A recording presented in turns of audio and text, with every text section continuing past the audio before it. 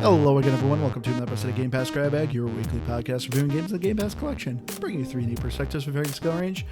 I'm the one who's mastered the evil within, Andrew. With me, the evil among us, Keith. Hello. And the one who's just too good to be evil, Liz. Hey guys. This week, I figured since it's spooky season, we haven't done a spooky game in a while. In fact, I think the last one we did might have been last year, Halloween? Was that Dead by Daylight? No, the only one I could think of is Resident Evil 7. Oh, yeah. That actually might have been 2 years ago. Well, you said Halloween. I thought we did Dead by Daylight for near Halloween. That was like 3 years ago. Oh, okay. So anyway, I picked Dead by Daylight. No, I did. I picked Evil Within. Good. We're off to a good start. Yep. Evil Within by Tango Gameworks. Evil Within is a third-person survival horror game where you're playing a detective named Sebastian Castellano who is investigating this disturbance at a mental institute, and things go crazy from there. I love how you pronunciated his name. I Pronounced. Did I just say pronunciated? Pronounced. Sure did. But you are trying to survive these horrors that are emerging from within the psych hospital. But going around, well, first I wanted to ask you guys, so this is from Tango Gameworks. Can you name the game we recently played from them? You told me, and I already forget. I know, I mentioned it during the episode, so I'm curious if you guys remember. Oh, and that's even worse because that it was recent. I knew we played another game by them because I feel like I remember they referenced Evil Within. I just don't remember what game it was. I'm just not gonna waste time here. It was Hi-Fi Rush. This is the same studio that brought us Oh. Hi-Fi Rush. That's interesting. Yeah. So That's going one of the around, things. Liz, I want to know, was this a game or a pass for you? For me, this was a game. I was a little nervous because it looked like it was going to be very gory, but because the graphics are really outdated, it actually made me like the graphics more. It didn't gross me out as much. This type of game, I actually prefer to watch Andrew play it. And growing up, I've mentioned this on the podcast before that I used to watch my brother play like the original Resident Evils. And so I like watching it, but I was actually surprised how much fun I had playing the game. It's really nerve-wracking for me because of the limited ammo, and there are parts where you have to be sneaky. And so there were some times where I was like, oh my gosh, I don't want to play it. And then I would get into it, you know? So overall, it's a game. I thought it was a fun time. No. I mean, I knew it. I mean, you played like, what, 2 hours, Keith? No, I played closer to 4. I think even I might have hit our 5. I was trying really hard. I normally, on a game where I don't play a lot, I'll end up playing like 1, 2.5, 3 hour stretch and like maybe like another half hour.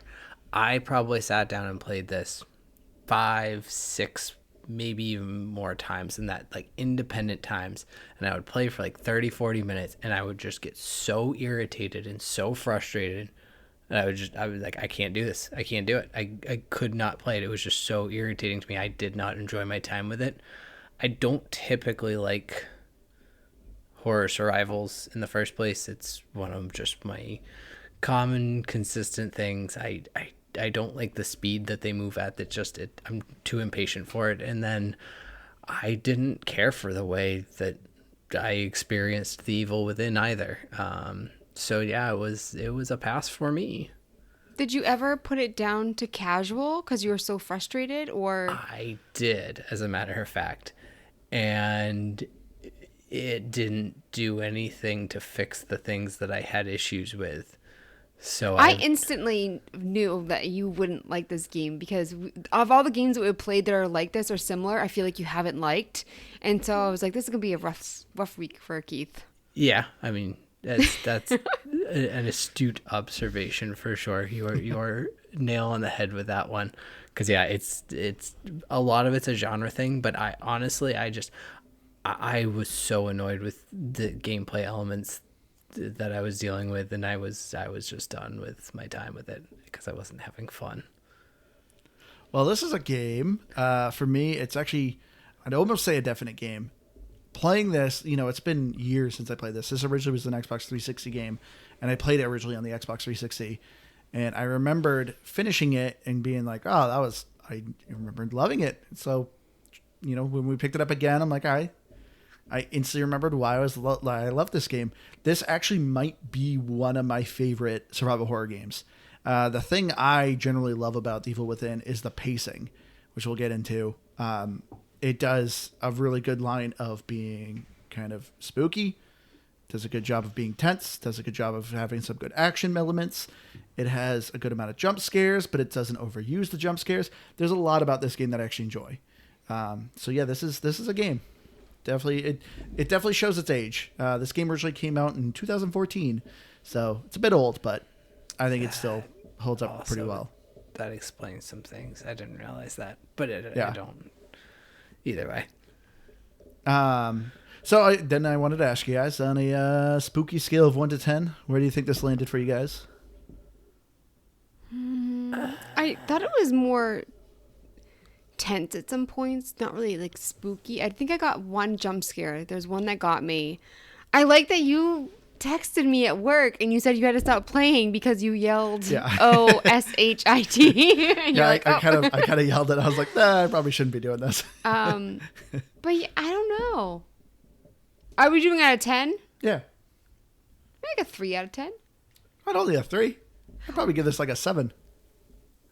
Yeah, I mean, I guess it could be higher. I wasn't sure. I feel like most of the time you played, I was with you, so it probably helped you. But there's And a couple also- moments where I'm like, I'm not going to say anything. I'm curious if this moment's going to scare you. And sure enough, I felt like really tense because I had issues with like the aiming and stuff at the beginning, and so I wasn't sure how much of like me being tense was me just being nervous about playing this style of game because I feel like I'm not good at it versus scary factor. I mean, this is going to be a situation of the depth of probably how much I played. I probably didn't get to any of where the good jump scares are or anything like that because I didn't find anything particularly scary. I thought it was a spooky theme. There's the ghost boy that's flying around and stabbing people, doing ghost boy things.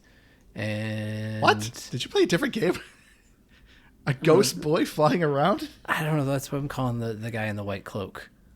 Oh, the one who boy. like teleports? Yeah, ghost. I was like, is there like Casper in your game? Just having Casper the unfriendly ghost, just going around, just shipping people. Somehow No, you through confused Game me Pass, with boy. I got a bootleg copy. It's just a little boy with a knife. I don't know why he would make that noise, but that's what I picked for him. So many questions.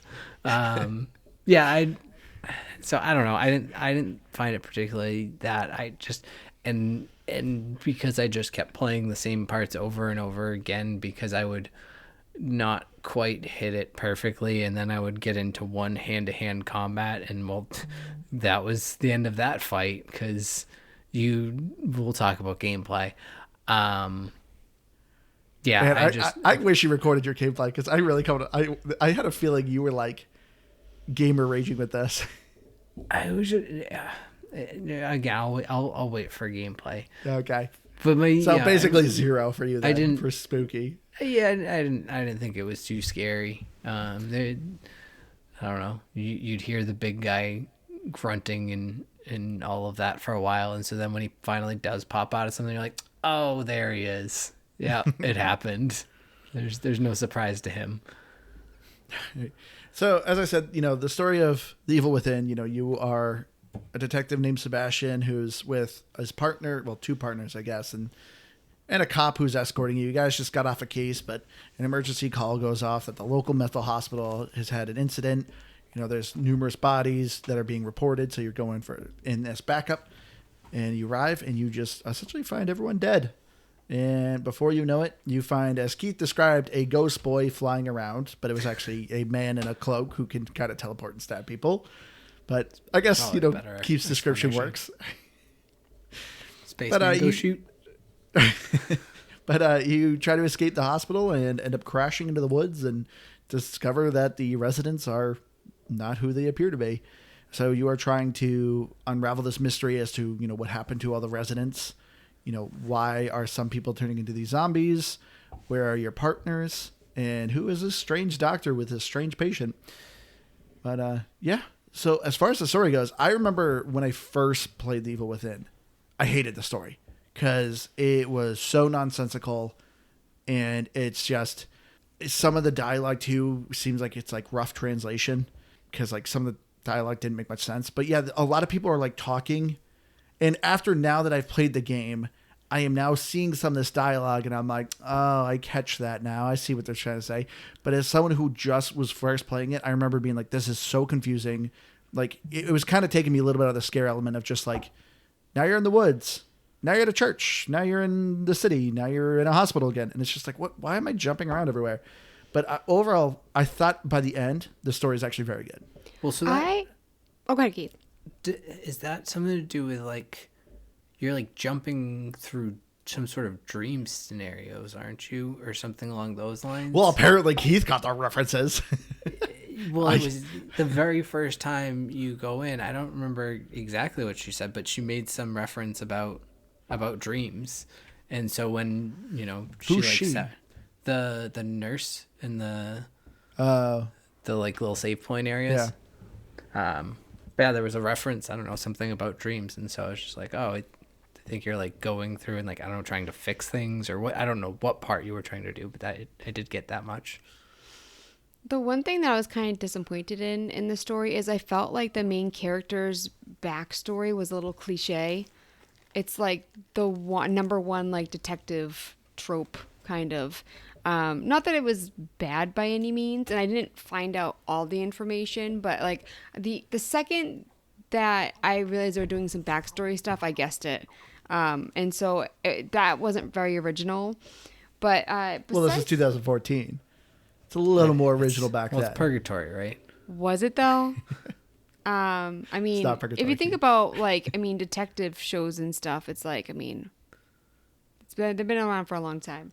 But besides Liz that, watched a lot of Walker, Texas Ranger, Andrew. She knows mysteries. Walker never went through the things that Sebastian did. But also I bet wasn't he a would have done just detective. fine if he was. but like, I mean, Columbo. Okay. That was decades before this. Yeah. I know nothing about Columbo. Oh, he didn't have the same backstory. I know. though. Just anytime I I hear know. Columbo, I think of the yogurt. You've seriously never watched Columbo? Nope. I never watched Date it, but I know night. who he is. Wait, isn't it a TV show? Yeah, I'm not having a it's date. a I've classic. been watching a TV show. Why not? You binge Path. watching TV? Just kidding. Wow. Joking. But yeah, the story I thought was all right. I mean, I also was confusing at first when you're going to these. Oops, sorry, my pen. It was also confusing at the beginning because I wasn't following the story that great. Once Andrew told me it, I immediately I got it, but I wasn't really paying attention enough. I didn't think it was going to be that intricate. Yeah, I remember. Yeah, first time playing it, I didn't think it was gonna be that intricate until I got to the end. And even then, at the end, I was still kind of like, "What?" I remember looking up, and then when people were explaining the story, I was like, "Oh, that makes a lot more sense." Because you are finding, some audio logs, you're finding some random pieces of paper of people writing about horrors and whatnot, and you're just like, "What is all this going on?" And the game does do a lot of jumping. You're at a hospital, like I said, you're in a field, and you're, in some dungeon, now you're in a prison, now you're in a church, and it's just like, what is this? So I thought, to me, the story is actually good. The cutscenes are kind of all over the place. They're mostly there. I think the cutscenes kind of do more of a job of building up the eeriness of the game.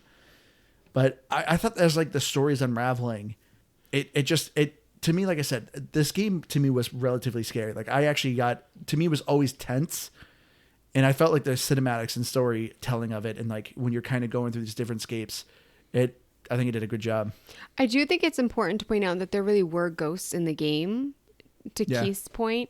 Because I remember there was one where I didn't realize I was supposed to save a woman, or I was afraid I was going to stab her trying to save her. So I actually went back to my previous load and saved her. But then she turned into You did a it like ghost. 3 times, and then I was just like, give me the control. I'll save this woman for you. Did I? Yeah, Oh, I couldn't get there fast enough. I know. I wasn't putting points into my stamina early on. Yep. Yeah, I think I was only putting points into my melee. Yeah, that's one thing I do like about this game. This game has an upgrade system. So as I said, this is a third person, horror survival game. So typical survival game, you have limited weapons, limited ammo, limited supplies. And, you are actually collecting some, I always called it brain juice because it's literally like an icon of a brain in a jar. But yeah, you're getting these points and you can actually upgrade your character, which I actually really enjoyed. But yeah, what did you guys think of the gameplay? Well, I want to hear Keith. Yeah, I know. Let's here we go, Keith. What What was your issue? Because for me, I don't think it's one, Andrew. I think this game did a good job with boss fights. It had good action and it had good stealth elements. And you had issues with all of it? Yeah, I mean, mostly again, maybe it's just a me thing and I just struggled too much on it. But unless I was stealth killing somebody, I hated all forms of combat. Like every single, and this, I didn't fight as much on casual because I think they reduced the enemy numbers. They do. So like I didn't have as much combat when I was on casual, but even on casual, if I got into a melee combat, which was mostly what I relied on, You were just punching people? I would pick up an occasional weapon, but you get like one swing with it and it breaks, and so then you're on to something else. So mostly, yeah, I was just punching people and I would shoot, but the aiming is god awful, and headshots on zombies, I guess, don't kill these zombies because they're not really zombies probably, but You got to put points into that to get like the critical hit higher. why? They're zombies and it's headshots. That's In all fairness, Keith, I think it's interesting that you're like zombies. Let's go melee. Well, I wouldn't if I had more ammo, but I blow through all of my ammo in like 2 enemies because my headshots either don't kill them or I miss, and so that's half of my ammo gone. I do agree with something with you, Keith. The aiming, and I saw this online, like with reviews, the aiming is really bad. And same with like trying to pick stuff up. I thought that was kind of janky, but the actual aiming of the gun, it took me a while to get used to it and to get okay at it. If I wasn't playing on casual, I would have burned through all of my bullets very quickly. Oh, the interact is also atrocious. The amount of times that I would just run into a tripwire, but not because I didn't see it and not because I didn't, but because Liz, I was just... She hit every trap. You have I to did inch not. close up to it, and there's like a small window that you can very easily overstep because it doesn't quite move forward. It is... Were you crouched? Not if you all of crouch, them. you go on. Whenever you go at a tripwire, if you crouch, 90% of them, you will actually be lower than the wire. and it's Except for easy to like disarm 'em. certain stair Except ones. for why would you do that when all you have to do is press A to disarm it? It's not as though it's difficult to disarm it. So I'm going to So do you that. don't, as you say, actually overstep and trip it. But that still doesn't justify a bad mechanic to be like, oh, well, you can just work around it. So the fact that mechanic isn't really any good, you can disregard it. No, it's bad. Keith, have you ever seen a bomb squad? Did they ever just like run up to a bomb? No, they go slowly because they don't want to probably actually trip this bomb or something. This is what I'm saying. It's not me just sprinting at it. It's me going, okay, I'm like, I get myself within a close range. Like I may be just running along, but then I go, hey, there's a tripwire. Let me walk. And you try to get up close to it, but you then try to like turn, but then you kind of sidestep a little bit and then you just, you're I don't gone. get why you would just crouch so you wouldn't hit the wire. Because I'm going to And disarm disarm it it that way. Well, But you you can can do still it disarm it when you're crouched. crouched. Okay, well, I didn't know this. The game didn't tell me this. Thank you for telling me something, but I love the delay there when you just realize it still doesn't change that it's bad on the interact system trying to pick up items. So- One of my favorite things actually that I saw, and it doesn't make it bad in itself, but my character went and reached down with his right arm and then it just appeared in his left hand, and that made no sense. So that was a weird thing that he did. So the interact thing, like, I can see where you guys are coming from, but you can kind of figure out. So it's natural for us playing more modern games now that it's like you normally interact appears to where your character is looking, but the interact always actually worked with your camera. So it didn't really matter where your character was positioned or stuff. It was always mattered about where you're aiming your camera. That would activate the interactions. So I never had any issues with interact when I figured that out, when I realized it was more focused on the camera than your actual character's placement. So when I complained about it to you when you were watching me, you didn't feel like you should give me that information? I didn't think you would understand what I was saying. Wow. Not to say Okay. It also still just sounds like you're like, hey, well, here's just kind of a workaround to something that doesn't work very well. That's still what you're telling me. Don't get me wrong. It's definitely it does have a little jank to it. I mean, this, like I said, this game's 2014. It does have a little jank to it, but I never hit, like, I at least knew that it was from the camera. I have a question, Andrew, and Yeah. this is if you think I'm intelligent enough to understand your response. But I was sorry. curious, is there a way to get by the spikes? Because What there was a spikes? narrow corridor, and the spikes, it's you step on it and you die. The spikes shoot up. Like ground spikes, yeah. I don't know Yeah. why that's a weird What concept chapter? for you, Andrew. What level? You It know, was- sometimes in video games, Andrew, I don't know, you might not be accustomed to this, but there's sometimes spikes on the ground and they're like a trap. They'll spring up and they'll kill your character. Games do this understand many that. times. What? Well, I just didn't know if you were there smart must be a enough way to because explain I it. So don't remember being stabbed by spikes. On the No, ground. so this was, I think it was just like a little loot area, and it was in like the basement level, but it was a super thin corridor, and it took up the path. You couldn't walk around it, but I was like, I don't know how to untrip it. I went in there twice, and like when you crouch down, there's no indicator, and I was like, am I supposed to find another way around it to the other side? Did it instantly kill you? Yes, it's not like you can like run. I don't know the area. See, this is the issue too. Liz is so good at looting. And so honestly, I probably missed this loot area.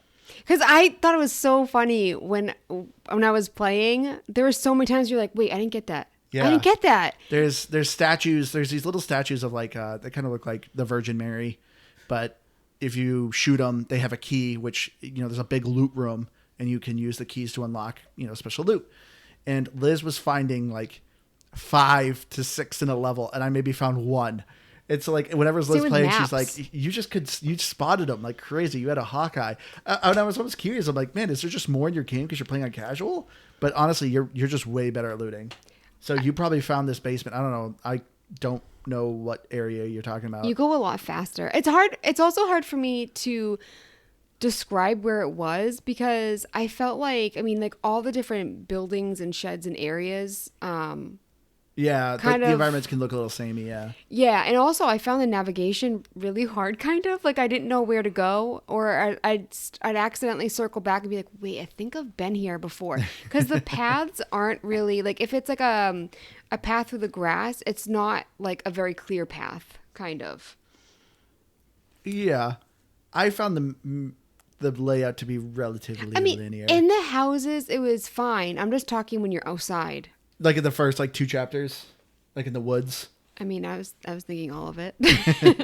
Which I love that the first chapter, the first area, it really was about sneaking. Yeah. And then it just completely changed where it's like you can't sneak. They're everywhere. And I love that with the casual difficulty, it has the eye. So if it's like kind of squinted, they can't see you. If it's a big eye, they see you. Yeah. But right where I'm at now, I haven't encountered this many zombies in one area. And I'm like, I don't know how I'm going to do this. I don't have enough bullets for all of these guys. I'm in the tower area. And so it's just really cool how you have to change your gameplay so much. With I just got the sniper gun, Yeah. but you have grenades. You have the Crossbow arrows. with different bolts on it. Yeah, you have all the different weapons, and so you really kind of have to plan accordingly to the area that you're in. Yeah. I think it's crazy that so I watched Liz play, and even Liz, you didn't even complain like Keith of running out of bullets.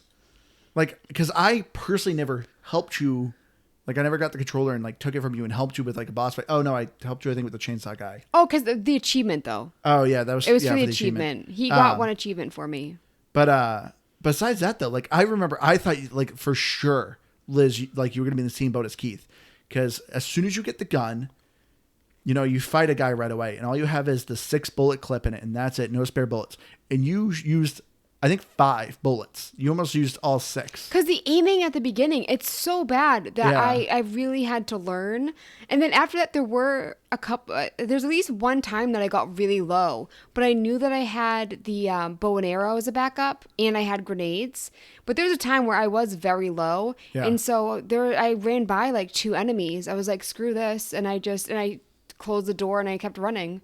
So Keith, like, did you just not stealth a lot, or did you just fail at stealthing? That was mostly what would happen. Is I was just trying to stealth my way through areas, and basically, if I screwed up my stealth, that was kind of the end of it. I would maybe get through one fight, but that was about it. You didn't try like running away and hiding again? I would. But see, then it would go back to just my overall issue with the genre, where then I'm just so impatient, and I'm like trying to, I've run all this way back. I don't want to walk back, but I have to like really slowly walk back, because now I've kind of pulled 3 enemies out of place, so they're kind of walking back in weird paths. One of them randomly just hopped over a fence and then hopped back over it for no reason. It was walking down a long path that it had chased me from its original location. Just randomly stopped, jumped back, and then went, oh, hey, I see you now. It could have just continued on its path back to its stupid house, but no, it did that. That was a choice that it made. So yeah, I didn't care for my time. I wish that there were more axes and torches, because when you got one of those, it was just like instant kill, don't have to worry about it. I loved finding those. Well, so one thing that I at least started to figure out was that, because even when I wasn't playing on casual, I was always finding way more matches than I was using, and I realized the importance of just burning not every random body, but often just random dead bodies. Because it was out. What was it? If you did not kill that enemy, it's safe to burn it. Yeah, like at the end of chapter 2, I think. There's 2's like the one when you're 3. running away from the crowd. There's that one, and then there's at the end of chapter 2 where you go and you open a gate, and if you don't burn the body of zombies that's there, they all jump up and they attack the crap out of you. And you have to fight them off before you can then start to like raise the gate again. But if you burn the pile of bodies before, then you just casually lift the gate and get the heck out of there with no issues. Yeah, there's a lot of like the matches are very useful if you know how to use them, and the tooltips like the tooltips in this game are actually really helpful, because that was one of them. Of if an enemy is running, shoot him in the knee and it'll make them fall, and then if they're laying on the ground, you just throw a match, boom, instantly dead. So all it takes to kill that guy is 1 bullet and 1 match. And yeah, you get way more matches than you do like bullets, so you just need to know how to use them. There was another thing that I found kind of janky, and that was the jumping. So like when there was one area that you told me to jump, it was there was an empty spot in the grate, and I tried to jump, and he didn't jump at all. It wasn't like, oh, you missed. It was just like, no, he's not going to jump. And that's when I fell down and I accidentally did the crotch shot. But I thought it was weird. Like, accidentally did the crotch shot. I always do that. You always aim there. But there are like giant boulders where you just like walk up it. It's weird. So it's like, I don't know if I'm supposed to jump, climb, because you can climb up on things. So it's like, am I supposed to climb up this boulder? And it's like, no, it's huge, but he can just like walk it unnaturally. It was weird. So I never knew when to jump or climb or anything like that. I thought that was a little janky. And then I also there's this one zombie. I took a clip of it. This zombie charged at me, and all of a sudden he just stopped right in front of me and stared at me. You just blasted his head off with a shotgun. It was really weird. Yeah, the AI is not very bright in this game. I think the game definitely shows its age a little bit with the AI, because I if I ever get caught, like it wasn't hard to literally run around a corner, crouch, and the enemies instantly just like forget about you. And then they, as Keith is kind of describing, they slowly, casually walk back to like where their patrol route is, and you can just keep sneaking up behind him and stab him in the back of the head, and there you go, instant kill, like pretty easy. So I think the game kind of shows its age with the AI.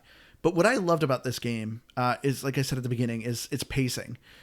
As we're describing, at the beginning of the game, you just have your pistol and you have very little ammo. So a lot of the beginning of the game is mostly focused on like stealth, trying to be sneaky, try to get past these enemies, try to dispatch a couple if you can, because obviously you want to loot the areas to get as many little bullets as you want. Then as soon as you hit chapter 3, you have this big like action sequence of like you being in a village. There's tons of enemies. You're fighting your first boss, the guy with a chainsaw. And like this game to me felt like it had such a good pacing of, stealth, sneaky, tense, scary, into heavy action, but getting overwhelmed by these enemies. So it keeps you on the edge of your seat, to these boss fights. The boss fights to me were always nerve wracking because, the enemy designs are really cool looking, and the boss fights usually have like a unique thing you have to do with them. So then it would go back to being like, once again, kind of a sneaky element, and then into another like action sequence. Because to me, this game it seems like it took a lot of elements from Resident Evil 4, but to me felt like it did a kind of a better job. Like, I know I'm probably saying blasphemous things here because I know some people think Resident Evil 4 is like the greatest game of all time, and it is very good. Don't get me wrong, but like in Resident Evil 4, you kind of have like this one big wave sequence in the village, but Evil Within, you have it kind of multiple times at different areas. And it always just kind of had a fun moment of action to stealth to horror. So for the boss fights, did you always know, because I obviously didn't do all the boss fights, did you always know what to do? Because I know this isn't a boss, but like the Shrieker, when I first encountered her, I had no idea. I thought I was like, where do I go? I didn't realize I had to go back and run away from her. I thought I was supposed to fight her. The very first time, I think if I remember when I encountered her, like back when I first played this game, I think she instantly killed me. But then like I listened to the audio and the guy says, I better run. So I ran. Because then like when I met her again, I mean, I had to burn her like at least 5 times. I was like, am I even going to kill this woman? This time when I met her again, I actually by accident like killed her. Because I remember seeing posts like even before when I beat this game of that you can kill her. Oh yeah, it's even actually one of the tips in the loading screens where it says you can kill her. It's just going to take a lot of bullets. And so it's like, that's why I was like, oh, okay. Like there's no point in trying to kill her at that moment. But no, I actually figured out by accident that she could be burned. And I was like, oh, that's her weakness. Cause then the guy says, oh, she doesn't like fire. So it's like, okay, so I need to burn her.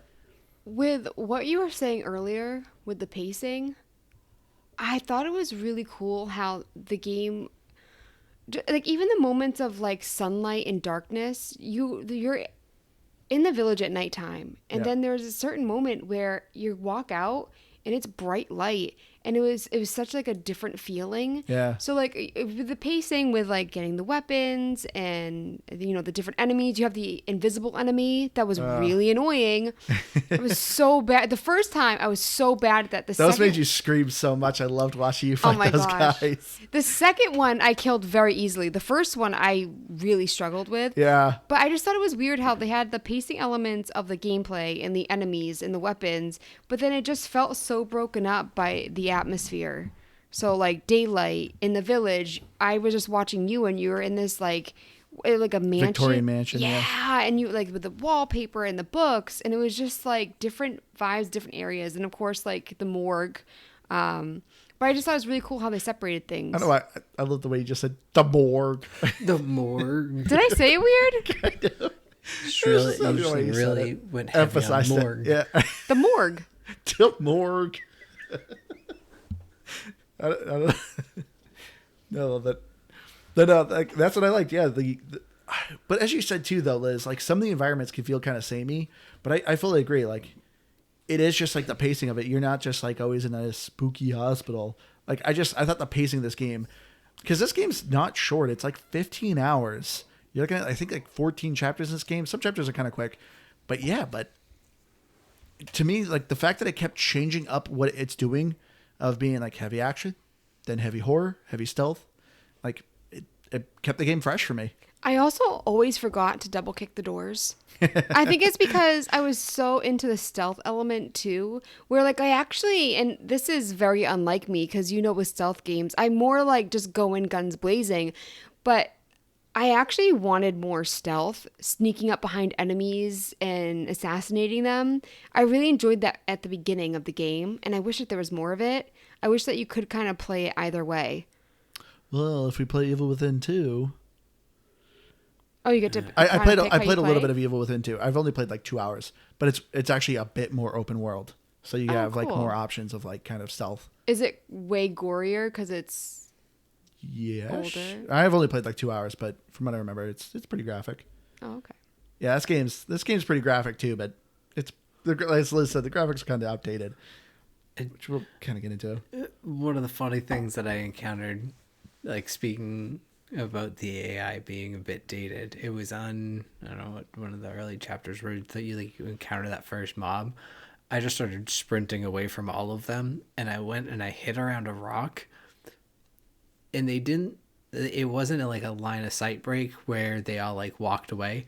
They kept sprinting just at a short wall that I was just to the corner around them.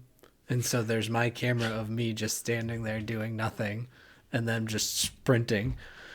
Like sprinting in place? Yeah, just in place, basically, just trapped on a small wall. And it wasn't that, like, I wasn't standing on the wall behind them. They couldn't actively see me. It was just as though they could see me. They were running, but they couldn't.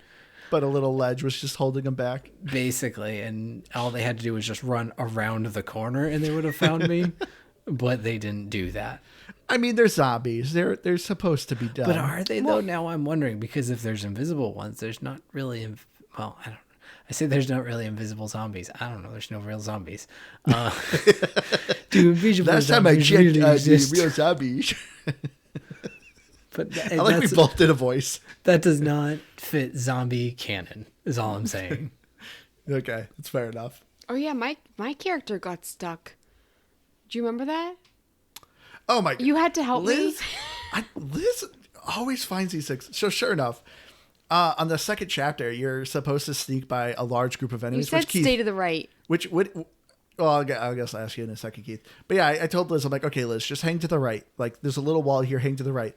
Liz takes it as, rub against the wall as hard as you can. And so sure enough, Liz got stuck on like a tree root. And I'm like, you don't have to go that hard right. Just stay to the right of the wall. That's all.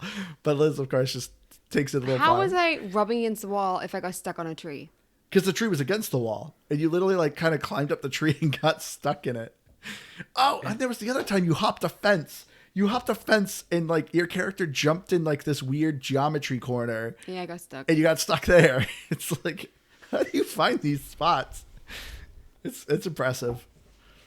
No, I managed to just stay on the outside of the wall on the mob level. Okay. I did attract them quite a few times because, I don't know, I was trying to get one of the achievements for burning like a bunch of enemies at once or something. So you have to burn 3 living enemies. I thought that would be a good opportunity if I could just sneak up on them. You can't do it. I assume there's somewhere else in the game or plenty of other opportunities, but that is not one that I found you could. They just get you.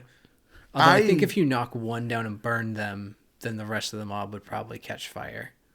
Yeah, so if there's one body on the ground when you're lighting it, if there's enemies that are close proximity, it catches them all on fire.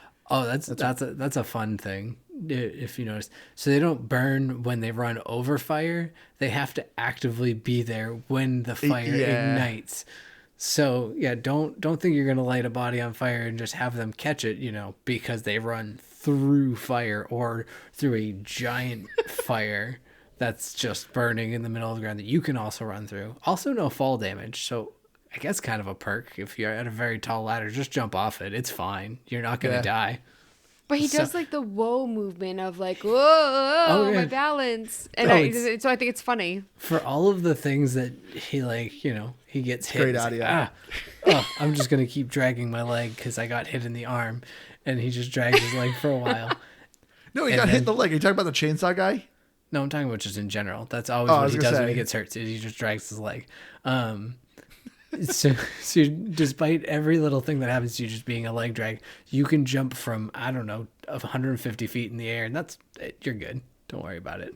It's fine. Just you don't even have to walk it off. But you can, because you just walk away from it. Getting a little salty there, Keith. It's about time I finally, dug into the salt mine here. If you ever find an explosive barrel, you can light those on fire, and if enemies run into that catches them on fire. But I can understand your frustration, because it's like, how does that catch people on fire? But then walking over a burning corpse, that's perfectly fine. Well, I get it. So another question I have, and this could go for really so many video games. Yep. I understand that it wanted me to fight Chainsaw Man, but if I've got explosive bolts, and I shoot a chain, and the explosive bolt does the exploding on the chain, it's gonna break that chain. I'm gonna bet. I don't think I needed the Chainsaw Man to give me his chainsaw. Because it wasn't a very good looking chainsaw either. Like, no, it didn't. It didn't look like that was going to be the thing that was going to do it. But it is. So you gotta face him. But I just thought that was quite amusing. Quite amusing. Is yours? This is off topic. Is your cat near you? Yes. I thought I heard cat purring, and I was listening to my audio. And it's so relaxing. I thought it was for the other reason is that I'm just on camera and my arms. You do what you want with your hands. That's none of my business. Well, I'm just saying that would be very awkward if I'm on camera with you guys.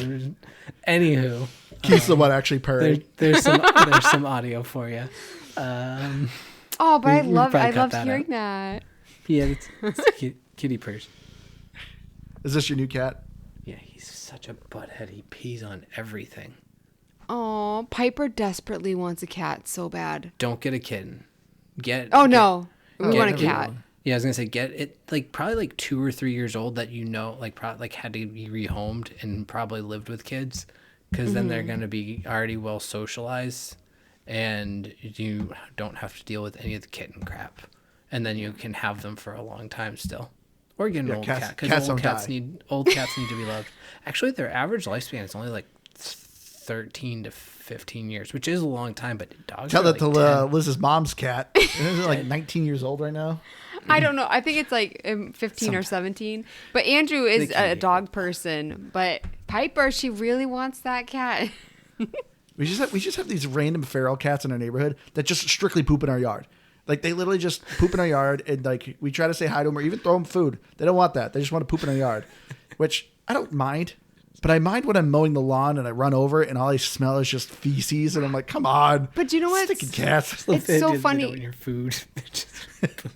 They don't want food. They just want to poop in my yard. Today, we chatted with a neighbor we haven't talked to yet. I was such a chatty Cathy today. I couldn't stop talking. A chatty Cathy. Oh, I see what you did. But the neighbor, because one of the cats I know is always on his lawn. It turns out, so he has 2 indoor cats, and then it started out with 4 cats that were eating outside of his house because, well, it's really sad, but his cat ran away and he was trying to get it back by leaving food out. So these 4 stray cats started coming. And we have at least 4 in our yard that poop. And then 2 more just came, and he's like, I'm worried about the neighbors are going to think I'm this crazy cat guy. I mean, there's a lot of cats in this neighborhood now. I know. They're always by his house. But then I was like, yeah, they come and poop in our yard, which we don't mind at all. Cause we're just happy to see them. They're so cute. They can poop in the yard all day. I don't care. But it's just now we know where they came from. Cats. Guys, look at the wildlife. The cats are outside. The guy's also we should start putting cat food out. No, we are not going to be the feral cat house, Liz. I'm just kidding. My parents feed the raccoons near their house, so they have a family of raccoons that comes and hangs out by their side porch. Raccoons are adorable, though. They are. But they can be vicious. Well, yeah, it's a whole thing. My dad works at Market Basket, and the manager just basically let him do what he wants. So he marks down a box of not fancy, but $6 a box for one of those little chocolate Italian cakes or whatever. They're bread cakes. They're weird. But he'll like buy those, but he'll mark down a case of them to like $10 and then just take them home, and he has like 10 of them that they just sit and feed these raccoons. And That is the cutest. That's curved. They're so They don't care that he's like essentially stealing product. Well, no, maybe it's expiring or something. So you and being late, but you never call out. My dad is the most reliable employee that place has, to the point where like he'll just show up and work on a day that he isn't, and they're like, "Oh, thank God you're here," because so and so called out. He's like, "Ah, okay, I was just going by and bored, so I just stopped in." Like what? It's crazy. Yeah, he retired and then basically continued working 40 hours a week, because why not? It's crazy. Anyway, what were we talking about? I feel like we should get into graphics. What's the time? So, graphics. So, first starting off, like I said, this game's 2014. This is now the Xbox One version that we played on. So, it's slightly touched up, like HD graphics, but obviously nothing crazy. But yeah, as Liz said, it is kind of nice that this game is a little dated, because visually, this game is pretty graphic. When you're blasting zombies in the head, if it doesn't pop their head, it usually has a big old gaping hole in their head. You can see brain matter, bone, and like all sorts of stuff. And you're falling in through pools of blood and mutilated bodies. So this game is very graphic, which is funny because I remember when Liz, you asked us last week, like, how graphic is this game? It's like, I don't think it's that bad. That's pretty graphic. There's corpses that like the spikes come up and the blood overflows, and then like even the anatomy pictures and like brains and I'm in a part where you're literally stabbing like lobotomy needles into. I saw you doing that. Brains. Yeah, I don't like that. But the enemy designs are pretty cool. Like it's very grotesque looking zombies, and to me, my favorite part are just the bosses. I still remember this day when this game first was announced at E3, and the trailer was so creepy. Seeing some of the bosses, like the most iconic bosses, the Keeper, who is literally this big kind of blacksmith-looking guy with a hammer and a safe for a head. Really kind of cool design. The Shrieker, as Liz is talking, is like this bloody woman with like multiple arms. I think the boss designs are just the coolest part of this game. But I overall, I think the graphics are actually pretty decent. Show its age, but I think still holds up relatively well. Yeah, I agree with the enemy designs, especially as far as like your just basic enemies. They actually had a good variety to them. Yeah, you'd have like male ones, females, like some are cops, some I think you had like some in like doctor stuff, and like some were carrying a weapon, but it wasn't just like, oh, like they were all the same one. I don't know, they didn't feel like reskins. It just felt like they were randomized more than anything. So I thought that was definitely a nice touch as far as that element goes.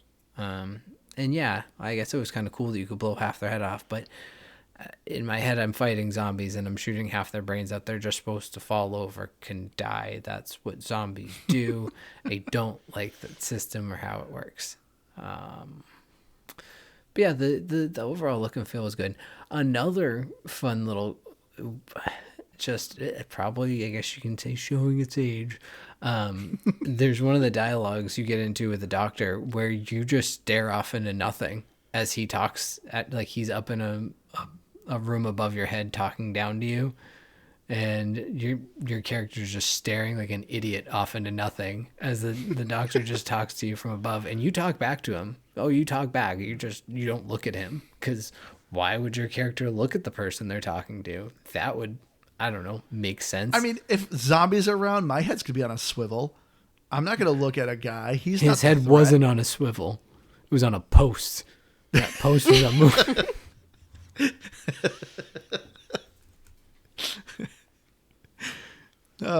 I also like too when you go to different areas and you see like the cabinets that you can hide under, the beds you can hide under, and you're just like, that's a mechanic you didn't use too often, though.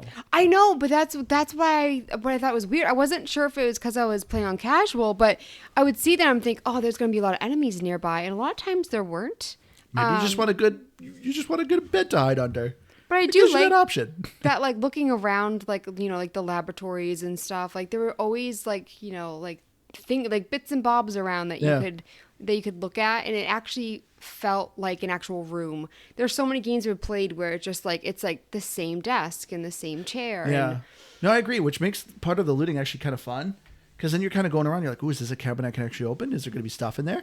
And it made the looting more fun and interactive. Mm-hmm. But yeah, I like the looting is actually a lot of fun in this game because, you know, you are very limited supplies. I remember this game got memed pretty hard when it first came out. Because like you'll see bullets and it literally shows a box of bullets and at least like 6 bullets next to it. And you go up to it, it says 1 bullet. So everyone always kind of made a joke about this game when it would like show the icon of the bullets is like a huge display of bullets and it just gives you 1. It's just like, okay. So it still makes me laugh when I see it because I just remember that meme. But, I actually loved just like the pacing of like the survival element because there was a lot of times where, you know, I am down to just a handful of bullets. Because some survival horror games, I remember strictly recently, I played The Last of Us. To me, it never, like, I know that game is kind of supposed to be like a survival horror as well, or at least survival game. You're supposed to have very limited supply. But anytime I was using, like, my gun and it was getting low, enemies are all of a sudden dropping that bullet for me. And I was always, at least, I was low, but it always kept it so I never was out of bullets. In this game, no, you can get out of bullets, and then you're kind of running around trying to be like Keith and punch enemies. did you run out of bullets? No. What's I the got very close a couple times, but no, at the beginning. What's the game that you played where you had to get like the flashlight batteries? It wasn't on the podcast. I know. Hold on. Outlast. There we go. Yeah, because I was trying to think like why the game wasn't as scary as I thought it would be. I feel like there was one chase I was like, oh, where do I go? Like I panicked a little bit. But there's something about a game with like a really scary chase scene that makes it 1,000 times scarier. Yeah, and I felt like Outlast did that really, like watching you, it was really tense. See, but this is what I liked about The Evil Within though, like compared to Outlast, because Outlast, that's the gameplay. The entire time is you're in an area, there's a big guy, if he catches you, you die. Same with when we played Alien Isolation. It's the same kind of concept of like, you're in this arena, you're trying to like open this door, find batteries or switches or whatever, open the door and get out of there while there's enemies patrolling the area. That's the gameplay. In The Evil Within, it had those moments, but that's not the only gameplay. Like, and so that's what I mean about the pacing of this game of, I'm not just stuck doing that. And like playing Outlast, at least Outlast wasn't too long, but I remember Alien Isolation, that was one of my complaints. That game was like 20 hours and it's just that. And I was like, if this game was like 10 hours, I maybe would have enjoyed it more, but it was so long. Don't get me wrong, I wouldn't want to play it like that, but I'm just saying like watching somebody else play video games, like those chase sequences, even if they're just a couple, are what make it really scary. And I didn't feel like I really had like one that really scared me. Really? The chainsaw guy at the beginning? I said there was one. Oh. Was that the one that it didn't know where to I go? think so. Well, what about the one that scared you was the shrieking lady too. Because you were like running down a hall, you're like yelling at me, like, there's nowhere to go. I was more panicking because I didn't know where to go. You'd think you'd go straight, but you had to go backwards. Yeah, well, that was like the cinematic of it. You getting stuck, but then a random person opening a door, jumping out and kind of sacrificing themselves. It was a cool pacing of it. But there's also not a lot of enemies that are jumping out and scaring you or like hiding behind a corner. There's a game we played recently where you walked in the room and someone was like, there was an enemy hiding in the corner and it scared the crap out of me. Well, Prey did that. Remember the enemies would look like normal objects? Yeah, but I felt like, walking through the woods or through an area with a lot of trees, it could have been made scarier with something like that. Yeah. Sometimes bodies would just fall out of closets and pray too, so.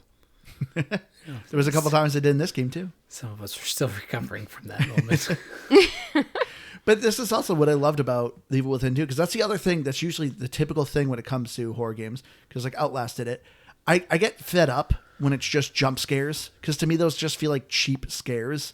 I'm not really actually scared. It's just something that startled me.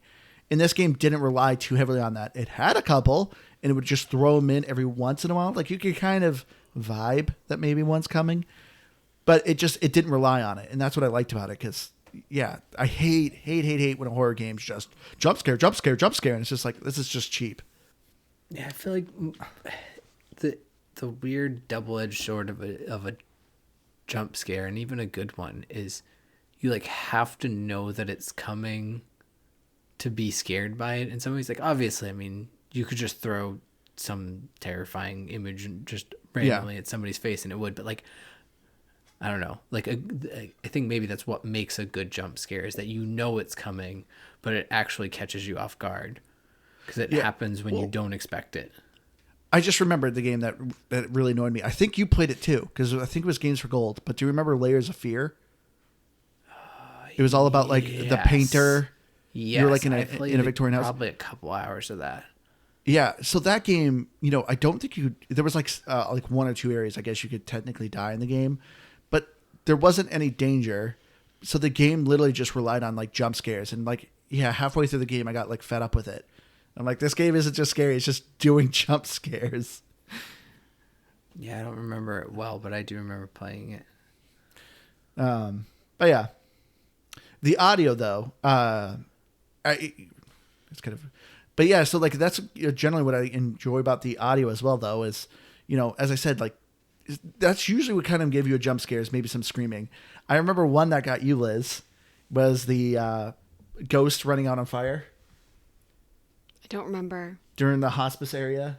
I was like, oh, Liz, you didn't loot that house, because I knew what was happening. And you walked up. Oh, yep, I do remember She now. jumps out of the house screaming on fire. That gave me a good laugh because I knew it was coming. Same with the other jump scare that got you was the first time the invisible enemy. When the door opens, I was just waiting. I was like, I'm waiting for the enemy to appear just when it's about to attack Liz. I kept hitting the stuff around me, so I couldn't tell when he knocked into something. But yeah, that's the stuff that I like in horror games. I feel like there really wasn't a ton in this, but when it did happen, like I enjoyed it. Yeah. But one thing with the audio, Keith, you mentioned it, that I got real sick of. In Chapter 3, there's the big old chainsaw guy tied up. And man, I got real sick of his grunting. Yeah. Yeah. But besides that though, like the enemies are very spooky. The environment, the audio is very spooky. It has a, like I said, really tense vibe. Some areas you're going, you're just hearing noises or like laughter. I think the audio did a really good job. And you need to have a headset because you need to hear enemies near you. Oh yeah, you absolutely need game audio in this, because on the flip side of it is you won't know that you fully, I guess, cleared an area, and you almost never really do, because you just kind of get to the end before you kill all the enemies in an area for the most part. But having no sounds at all, you know when you have at least a little bit of breathing room, just the same as you know when there's enemies nearby, because it's not even all that terrible of a noise. It's just it's very consistent, and so you know when they're nearby. I don't think it does a good well with spatial audio though, and I will say is, again, it's an age thing. You just kind of hear it until you don't. There's no way to know, like, oh, okay, like where it's coming from. Yeah, I agree with that. I don't know if you guys agree with this though. I found the voice audio, the actual like voice acting, to be kind of hit or miss. I thought they all sounded the same. It sounded like it was the same guy over and over again, except for Jesse.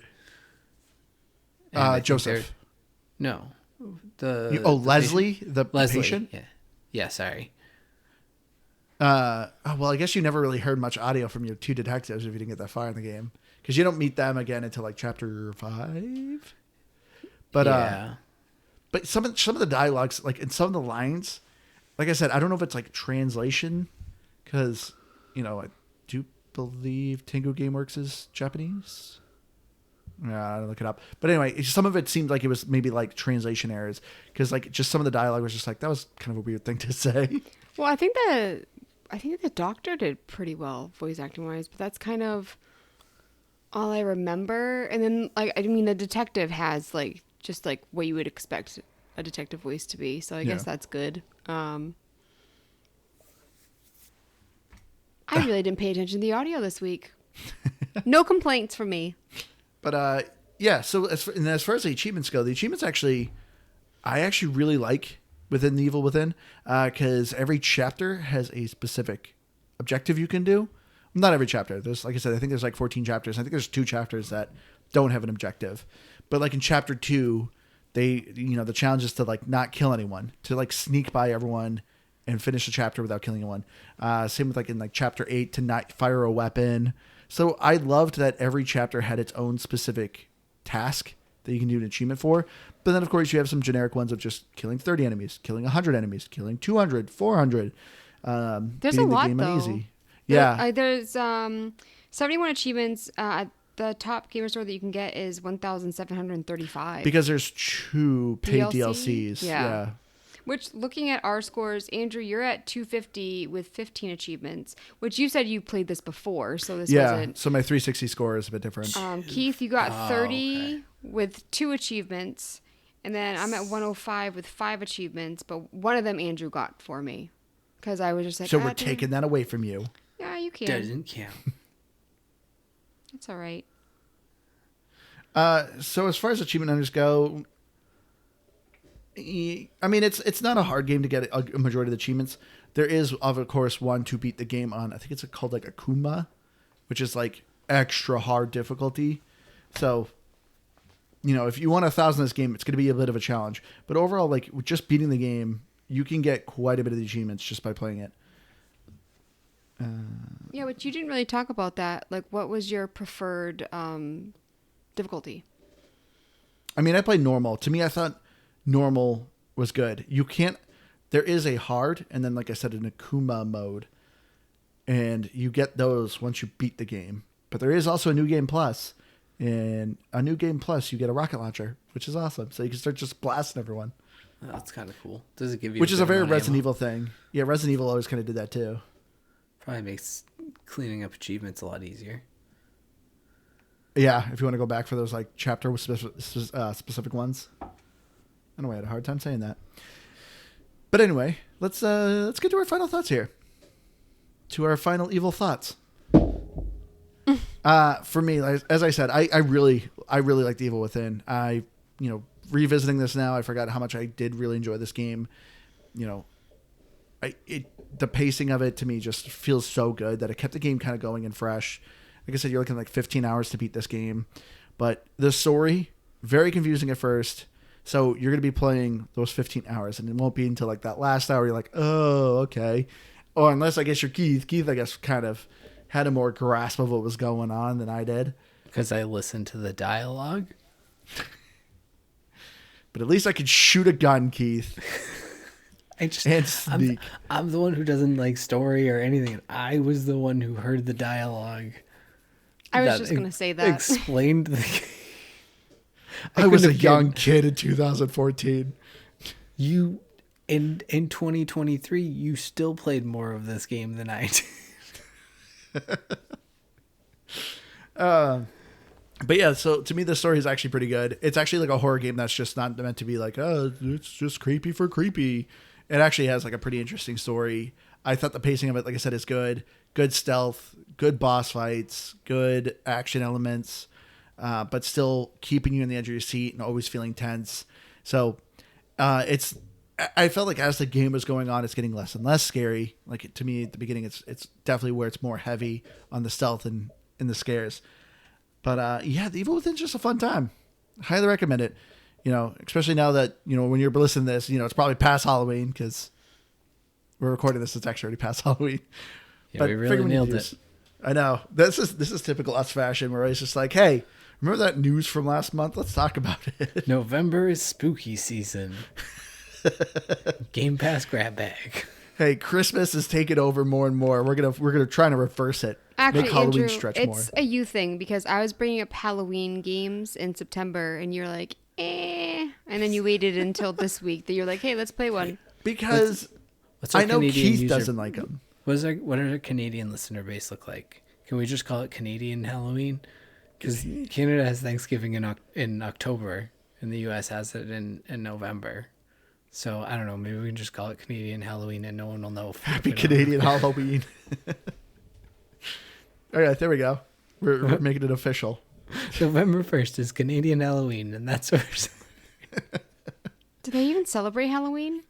There's so many countries who don't. America. I was gonna say I learned recently that I don't even think Australia celebrates Halloween, and there might be more parts, but I just assumed Australia did. I don't know. They were Some like kind of America do with it different a accents. little bit, but they don't. Like, I don't think it's huge in the UK. I mean, I saw a picture of someone posting like a sign on their door saying, "This is Australia. We I don't saw celebrate that. Halloween. Get out of here with that stuff." That's I not the word they used. I know more colorful languages. Yeah, I didn't know that was a thing. But yeah, so happy Canadian Halloween, everyone. Anyway, my score. I'm gonna give it an 87. Oh boy. Oh boy. Oh boy. I didn't have any fun really. I just was annoyed. Hold on, I'm gonna guess though. You're still gonna give this game a higher, and you probably enjoyed this game more than I enjoyed like the Big Con. Like I don't think is this game gonna be the Big Con for you? Is it No, that because low? I'm not like angry and like, oh my goodness. Just admit you were too just scared to trash. play. You No, were too scared. I just didn't like it, and I'm sure that it's as a fan of the genre, it makes sense, and the things that were happening are all fine and well. But I'm sure that if my aim was better, I could have killed more zombies with my gun, and I'm sure that I was doing something wrong. But at the end of the day, everything I did just felt like I was doing the same thing over and over again, and then I would just die, repeat. I didn't even talk about the checkpoints and how they're not far, because ultimately if you play clean, the checkpoints are probably 10-15 minutes apart. But if you don't quite do that and you die 2 or 3 times, well, now you're 40 minutes into this checkpoint and you haven't saved or you haven't found a save location. It just I didn't care for it, and that's how I feel. Yeah, I don't know. You can take that noise out. That was a terrible microphone noise. 66. So close to 69. No, because it wasn't nice. Hey-o. I originally wanted to give it a 75, but then I was thinking about like what improvements could be made. I felt like the story, there was a lot of story. Graphically it was cool. The gameplay, I mean, it was a little janky for me, but there's also the age factor. I feel like maybe I'll give it an 80. Does that sound good?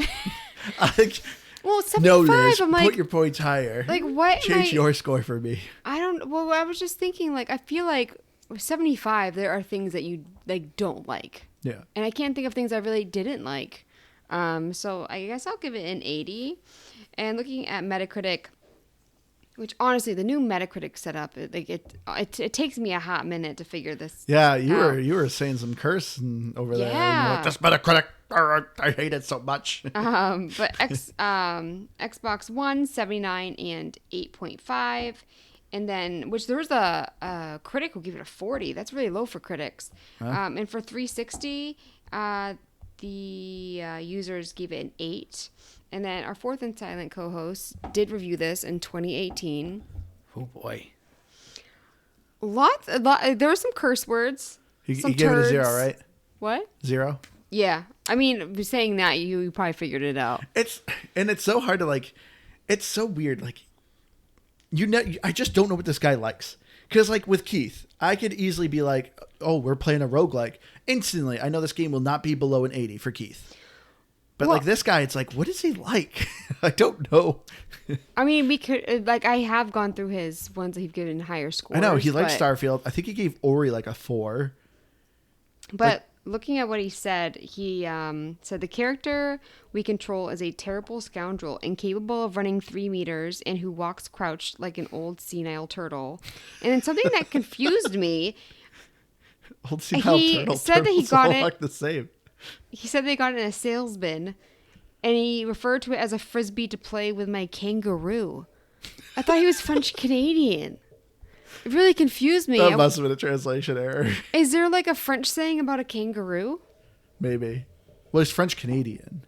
I know, but maybe he moved to Australia in 2018 and he befriended a kangaroo. Here's a thought is like it's not even useful for his toys for his pet kangaroo because his pet kangaroo is non-existent, so he doesn't even need a toy for his pet kangaroo. That's very meta. I mean, it's I don't know. It feels very possible that that's what he was getting at. We have sayings like, well, cat's out of the bag. People are probably what are you talking about, cat in the bag? I need that like a hole in my head. Yeah. I can't use this from a kangaroo. Yeah, exactly. I know that doesn't sound very clever. I think it's actually very clever. But that's the thing. No, like I guess if you made a saying, wouldn't you say something like a mythical creature, something that really doesn't exist? Because some people do have kangaroos. I don't think anybody has a pet but nobody kangaroo ever needs a hole in their head.